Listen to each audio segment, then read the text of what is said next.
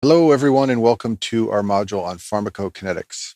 In an ideal world, if you gave, say, 50 milligrams of a drug, it would go directly to the target organ and exert its effect. But as you can imagine, that's not the case, and that's because a number of different processes affect the ability of the drug to achieve its desired result.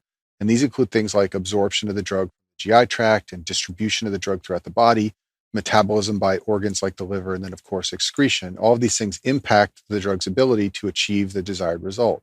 So pharmacokinetics is the study of how drugs move through the body, and that's what we're going to talk about in this module, and it includes most of these things I've listed right here. So first, let me just review some of the terms we use for the different routes of administration of drugs. When we say a drug is administered enterally, we mean it's administered using the GI tract. Now, usually this means oral, but sometimes it can be sublingual, which is under the tongue, and rarely it can mean rectal administration. When we say something is administered parenterally, we technically mean it does not use the GI tract. And usually when we say parenteral administration, we mean IV, IM, or sub-Q. So this would be intravenously, intramuscularly, like an injection in the thigh, or subcutaneously, which means under the skin. Now, technically, there are other forms of parenteral administration that don't use the GI tract besides these three I've written here, but they're usually referred to by their own names. So these are names like inhalation for things like asthma drugs. Some drugs are administered intranasally. Sometimes, very rarely, we administer drugs directly into the spinal canal. That's called intrathecal administration. Of course, there are topical drugs which are absorbed by the skin. So the method by which you administer the drug affects how much of it will be available to the body. And we describe the amount of drug that's available to the body as the bioavailability, which is usually abbreviated with the letter F. So the bioavailability is the percent of the drug that reaches the systemic circulation unchanged from its initial form. So suppose you gave 100 milligrams of a drug orally, but after absorption and metabolism, only 50% reached the bloodstream unchanged, then you would say the bioavailability of that drug is 50%. And this gives us an indication of how much the drug gets altered as it moves its way into the circulation from whatever route you chose to administer it. So it's high yield to know that when you administer a drug intravenously, the bioavailability is 100%. You're injecting the drug directly into the systemic circulation, and therefore the entire dose is available to the body. It's also high yield to know that when you administer a drug orally, the bioavailability is always less than 100%. And that's for two reasons.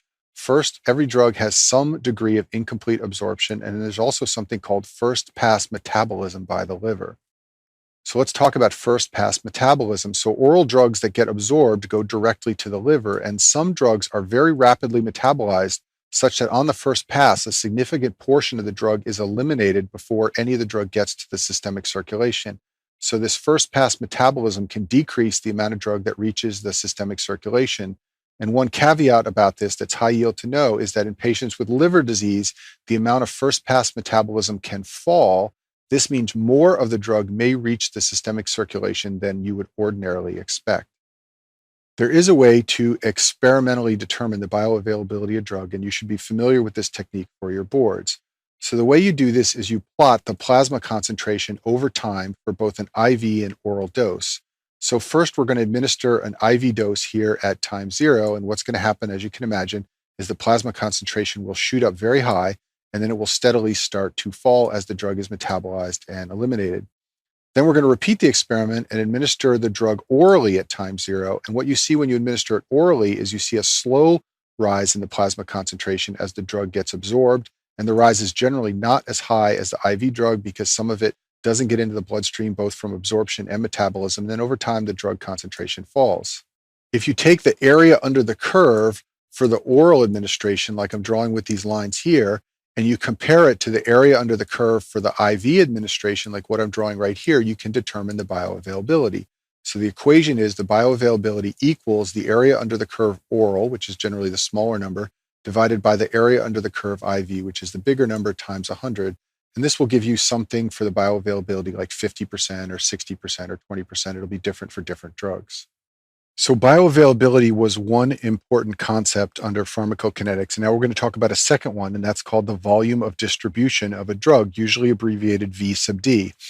This is the theoretical volume that a drug occupies inside the body, and is determined by injecting a known dose of the drug and then measuring the concentration that's achieved in the bloodstream. So to understand how we determine the volume of distribution, let's do a little thought experiment on how we could determine a fluid volume in general. I want you to imagine that we took 1 gram of a known substance and we put it into a liter of fluid.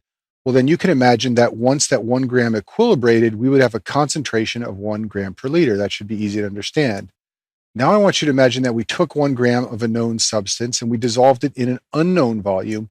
And then we had a tool that allowed us to measure the concentration once the gram had equilibrated. And if we found a concentration of 1 gram per liter, we could then back calculate and determine that that unknown volume must have been equal to 1 liter in order to generate this concentration. So if you understand what I just said on the last slide, then you can understand how we calculate the volume of distribution. We inject a known amount into the body, and that's the total amount we've put into the body, and we allow it to equilibrate, and then we measure the plasma concentration, and we simply divide these two numbers. So for example, if we injected 10 grams and we achieved a concentration in the bloodstream of 0.5 grams per liter, the volume of distribution of that 10 grams for that drug must be 20 liters. And the two numbers for this equation are very easy to get. We know the amount injected because we have control over that. And then we simply take a blood sample once equilibrium has been reached and we can measure the plasma concentration.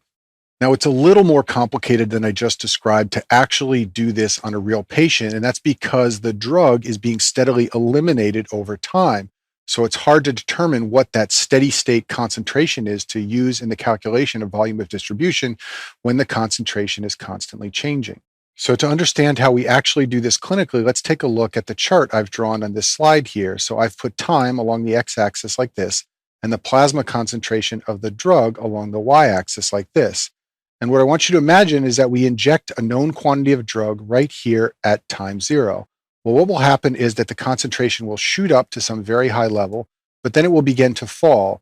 Now, initially, it falls at a relatively steep slope, and the reason this occurs is because the drug is distributing throughout the body. We've injected into the bloodstream, but it's moving in and out of tissues and finding its steady state concentration in the body. But once it's distributed, the slope of the decrease starts to shift, and now we see a steady decline like this as the drug is being eliminated from the body. Well, mathematically, we can extrapolate this line back to the y-axis and find this C sub 0 point right here. And this is the concentration that would have occurred if the drug had immediately distributed throughout the body. In other words, if we had injected it at time 0, like I've shown right here, and there was no time required for distribution, it immediately distributed to all the tissues in the body. If that had happened, we would have achieved this concentration, C sub 0, right after we injected. And so we take that number from this chart, and we use that in the denominator of the volume of distribution calculation. Then on top, we put the amount injected. And this is the way we can clinically measure the volume of distribution, taking into account the fact that the drug concentration is changing as it's being eliminated from the body. The reason the volume of distribution is such an important concept is because it's very useful for determining dosages. For example, imagine you knew that the effective concentration of a drug in the plasma was 10 milligrams per liter. Well, if you knew that the volume of distribution for that particular drug was 10 liters, then we could calculate the dose we need to give the patient. That dose would be 10 milligrams per liter times 10 liters, or 100 milligrams. So once you know the volume of distribution, you can then calculate the dose you need to give the patient to achieve the desired concentration of the drug. The volume of distribution tells us something about which fluid compartments in the body a drug likes to distribute to. So recall from the modules on renal physiology that I said about 60% of our body weight is water. So for a 60 kilogram person, that's about 36 liters of water. Now that's split up 1/3, 2/3, such that 1/3 of that volume is extracellular and 2/3 is intracellular. For that extracellular fluid volume, 1/4 of it, or about 3 liters, is in the plasma, and the remainder, or about 9 liters, is interstitial. So the volume of distribution of a drug is going to increase when a drug distributes to more fluid compartments and thus occupies more of these volumes of fluid inside the body. So drugs that are restricted to the vascular compartment often have a relatively small volume of distribution. These drugs are usually large charged molecules that have trouble leaving the vascular compartment. Often they're protein bound, and by being bound to proteins in the bloodstream, this holds them in the vascular compartment. And warfarin is an example of a drug like this, which has a volume of distribution of 9.8, which is relatively small. On the other end of the spectrum are drugs that accumulate in tissues. These drugs can have enormous volumes of distribution. These are usually small lipophilic molecules that easily leave the bloodstream and go into tissues. They often have an uneven distribution in the body, so they're not distributed equally. And chloroquine is an example of a drug like this. It has a volume of distribution of 13,000 liters. Now, there aren't 13,000 liters of fluid in the entire body. So, how does this happen? Well, the reason is because the drug is accumulating in the tissues. There's a large amount of it stored in the tissues and just a little bit of it getting into the bloodstream. This means that when you calculate the volume of distribution, you get a very large number. Recall that volume of distribution is a ratio. On top, you put the known amount that you inject into the patient, and on the bottom, you put the concentration in the plasma. Well, if you inject a huge amount, but it all goes to the tissues, you will have a very small amount in the plasma, and this will make the volume of distribution extremely large. And that's why it's important for you to remember that volume of distribution is a theoretical volume that the drug would fill, not an actual volume. And the reason that's important is because drugs can have a volume of distribution that's bigger than all the fluid in the body. And the reason is because that is a theoretical volume, not a true volume. Many drugs bind to plasma proteins, and the protein that they usually bind to is albumin. And this can hold them largely in the vascular space. It won't entirely hold them in the vascular space because some of the drug will not be bound. But the more of it that is bound, the more that gets hung up in the vascular space. And this is a feature that can lower the volume of distribution for a drug. A clinical correlation of this fact occurs in the setting of hypoalbuminemia. Patients who have liver disease can underproduce albumin. Patients with a nephrotic syndrome can lose albumin in the urine. In both of these situations, hypoalbuminemia can develop, and this means there will be less plasma protein binding of drugs. This means there will be more unbound or free drug present in the body, and this can move to the peripheral compartments, and that will raise the volume of distribution. This can potentially alter the required dose of a drug through a couple of mechanisms. First of all, when there is more free drug, it can more easily move to the peripheral tissues. This can generate greater effects and also greater side effects. In addition, when there is more free or unbound drug, it can be metabolized and excreted faster, and this can also alter the dose that's required of a drug to achieve a given effect.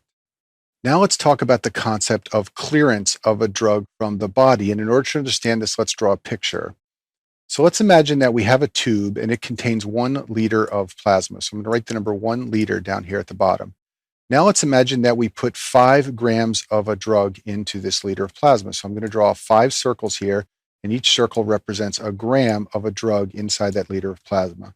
Well, you can easily imagine that the concentration of the drug inside this liter must be 5 grams per liter. Now I want you to imagine that the kidneys excrete 5 grams from the body. So they take 5 grams out of this liter of plasma and remove it from the body.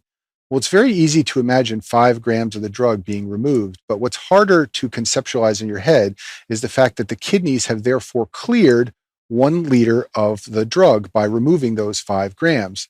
Now we know it's 1 liter because I told you it was 1 liter at the beginning of this exercise, but if we didn't know it was 1 liter, we could easily calculate that. We would take the 5 grams which were removed from the body and divide by the concentration of 5 grams per liter, and this would give us a clearance of 1 liter. So the amount removed by the kidneys divided by the concentration in the plasma will give you the clearance, and that represents the volume that held the amount of the drug that was cleared by the body.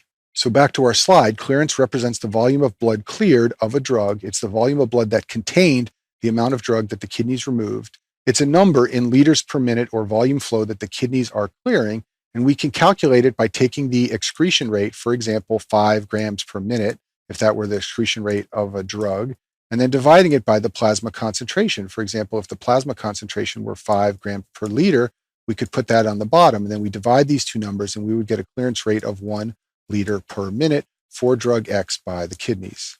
Clearance of drugs mostly occurs via the liver or the kidneys. The liver clears drugs in 2 ways. It can biotransform the drug into metabolites, and I talk about this in one of the other modules. It also can excrete drugs directly into the bile, and then they go out in the GI tract stool. And then the kidneys can clear a drug by secreting it or filtering it and excreting the drug into the urine. If you know that the liver and kidneys clear drugs from the body, then it's easy to imagine that in liver or kidney disease, the clearance rate may fall. This means that the concentration of the drug in the plasma may rise, and sometimes toxicity can occur. And many drugs need to have their dosages adjusted in patients who have kidney or liver disease. You can also calculate the clearance if you know the volume of distribution, but in order to do this, you need to know something about the drug called the elimination constant, K sub E, and the elimination constant represents how quickly the kidneys clear a volume of plasma of the drug. So if you know that constant, then the clearance of drug X will be equal to the volume of distribution times the elimination constant. Now, this equation sometimes confuses students because it implies that the larger your volume of distribution, the more the kidneys clear the drug. And that should make sense to you if you think about what the volume of distribution means. So let's imagine that we've got our tube again with 1 liter of plasma inside it. And let's imagine that that 1 liter represents the volume of distribution of drug A. So I'm going to label this drug A. So we put 5 grams of drug A into that 1 liter, and it distributes throughout the 1 liter because that's its volume of distribution. Now I want you to imagine that the kidneys clear 5 grams a minute by excreting the drug in the urine. Well, that 5 grams will get removed, and the clearance of drug A will thus be 1 liter. Now let's imagine we have drug B. So I'm going to write a B up here, but let's imagine that drug B has a volume of distribution of 10 liters instead of 1 liter. So I'm going to fill this tube with 10 liters of plasma. Now I'm going to put 5 grams of drug B inside. So once again, we've got 5 circles representing the 5 grams of drug B. Now the kidneys excrete drug B the same way they do drug A, so they're going to remove these 5 grams. But the clearance for drug B is going to be much greater. By removing 5 grams of drug B, you've just cleared 10 liters of fluid because its volume of distribution is so much higher. When you removed 5 grams of drug A, you only cleared 1 liter of fluid. So going back to our slide, this is why when the volume of distribution goes up, the clearance goes up. Remember, the clearance is not the amount of the drug being removed by the kidneys. It's the volume that held that amount of drug. It's the volume of plasma that has been cleared of the drug. So the higher the volume of distribution, the more plasma that gets cleared when the kidneys remove a certain number of grams. So I've summarized that for you up here. The higher the volume of distribution, the higher of clearance. And suppose 10 grams an hour is removed from the body. If you have a higher volume of distribution for the drug, there's a higher volume holding that 10 grams, and therefore you have a higher clearance per unit time. One of the reasons this equation can be confusing is because it's often illustrated as an equation to calculate the clearance from the volume of distribution and the elimination constant, but that's really not how it's usually used. It's usually used to calculate an elimination constant, K sub E, for different drugs. So if you think about it that way, then the elimination constant is equal to the clearance divided by the volume of distribution. And this makes a lot more sense intuitively. The higher your clearance, the higher your elimination constant. Conversely, the lower your clearance, the lower your elimination constant. And then if you've got a large volume of distribution, this is going to shrink or decrease the magnitude of the elimination constant. So from my perspective, this makes a lot more sense. And this is the way it's usually used in the pharmacology literature to calculate elimination constants for different drugs so that you can compare one to another. You can also determine the clearance of a drug by monitoring its plasma concentration over time as it's excreted from the body. Let's look at this figure on the slide. Imagine that we administer a drug at time 0. What we would see is that the plasma concentration would begin to rise, then it would peak, and then it would begin to fall as the drug is excreted from the body, and eventually it would fall to 0. You can use the area under the curve, which can be determined mathematically, to calculate the clearance. If you take the dose that was initially administered and divide by the area under the curve, you will get an answer that has units of liters per minute, and that answer will be the clearance of that drug body. Now let's talk about half-life. So the half-life of a drug is the time required to change the amount of drug in the body by 1/2. And it's usually determined by calculating the time required for the concentration of the drug to fall by 50%. And the half-life depends on the volume of distribution and the clearance of the drug. You can imagine that drugs with a very large volume of distribution take a long time for their levels to fall. You can also imagine that drugs that have a very high clearance rate fall more quickly than drugs that have a slow clearance rate. So the equation for half-life is that the half-life is equal to 0.7 times the volume of distribution divided by the clearance.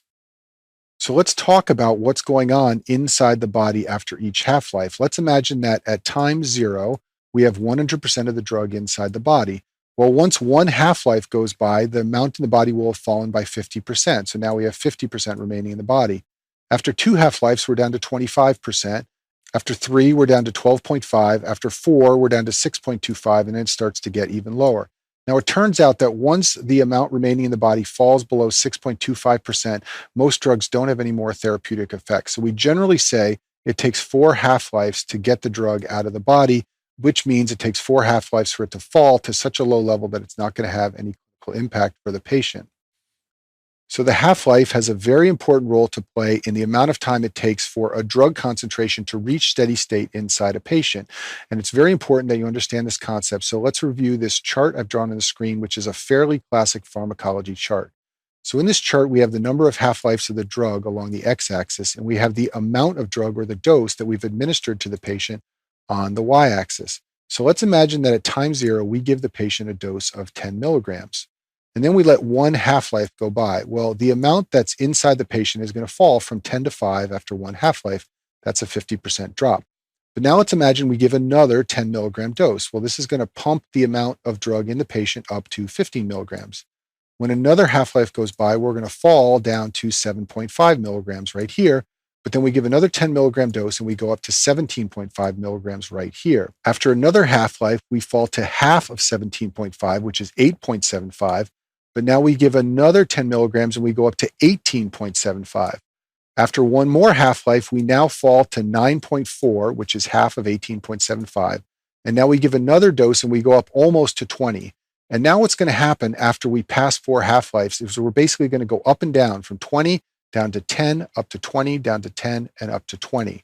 So what you can see is that somewhere between 4 and 5 half-lives, we reach steady state such that the dose is going up and down between the same two numbers. So it's very important you understand this chart, and it's very important that you understand that it takes 4 to 5 half-lives in order to reach steady state when you're giving a repeated dose of the same amount to a patient over time. Now let's talk about how you calculate dosages of medications using things about the medicines like their volume of distribution and their half-life. The first thing you need to know is that there are 2 types of dosages we talk about. The first is called the maintenance dose, and that's a dose that's just enough to replace what was eliminated. In the example I just showed you on half-lives, that would be the 10 milligrams. And we want to get to steady state where we're replacing the 10 milligrams that gets lost with each half-life. A second type of dose that's sometimes administered is called a loading dose. And this is given when the time to steady state is very high. You'll give a very large dose for the first dose to get the concentration in the body up very high, and this will get you to steady state more quickly. And this is something you can do when the half-life is very high for a drug. It's high yield to know what happens to the maintenance and loading dosages in kidney and liver disease when the clearance of a drug may change. So in kidney or liver disease, the maintenance dose may fall. What's happening is that the body is eliminating less of the drug per unit time, so less needs to be replaced. But it's very important to know that the loading dose doesn't change. The loading dose is just to get you to steady state more quickly, so you won't give a different loading dose in patients with kidney or liver disease, but the maintenance dose will be affected. So if you want to calculate the maintenance dose for a drug, you want to set that dose equal to the elimination rate. And the elimination rate is going to be the desired concentration of the drug for therapeutic effect times the clearance. So for example, if we wanted a concentration in the body of 5 grams per liter, and we knew that the clearance of the drug was 5 liters per minute, we would just multiply these two numbers by each other, and we would get that we need a dose rate of 25 grams per minute to maintain this level of 5 grams per liter inside the body. And this is the dose required to match the elimination rate. Now, one caveat to what I just said on the last slide is if the bioavailability is less than 100%, then we need to increase the dose to account for this. So for example, in the last slide, we calculated a target dose that matched the elimination rate. But if the bioavailability were less than 100%, we'd have to divide that target dose by the bioavailability F to get the appropriate oral dose. This is easier to understand if we use some numbers. So imagine we had a target dose of 25 grams per minute to match the elimination rate, like what I showed you on the last slide. However, imagine the bioavailability is only 50% when the drug's administered orally. This means we need to increase this number by 50% to make up for the amount that gets lost through first-pass metabolism or poor absorption. So the correct dose rate would be the 25 grams per minute divided by the bioavailability 0.5 or 50 grams per minute. So we're giving more dose than we actually want because we know a lot of it is not going to make it into the circulation, but this will ensure that the proper amount gets into the circulation to create therapeutic effect. Now let's talk about a loading dose. So the goal of a loading dose is to get you to steady state right away instead of having to wait 4 to 5 half-lives like I showed you a few slides ago. So in order to calculate a loading dose, you take the target concentration you want to achieve and you multiply by the volume of distribution of the drug. So suppose, for example, we wanted a concentration of 5 grams per liter because we know that that creates a therapeutic effect. If we also know the volume of distribution of the drug is 10 liters, then we can figure out our loading dose. We take the 5 grams per liter that we want times the 10 liter volume of distribution, and this tells us that we need to give a 50 gram loading dose. And the goal of this dose is to get us up to that concentration of 5 grams per liter immediately without having to wait several half-lives. Now, once again, if the bioavailability is less than 100%, you need to divide by F to increase the dose and account for the amount that's lost by poor absorption or first pass metabolism. So this gives an equation for the loading dose of loading dose is equal to the desired concentration of the drug times the volume of distribution divided by the bioavailability F. So here's our chart of time to steady state again, where I showed you that it takes between 4 and 5 half-lives to get to a point where our maintenance dose is taking us from 10 up to 20, and then we go back down to 10 and back up to 20. The goal of a loading dose is to immediately shoot you up to 20 grams inside the body.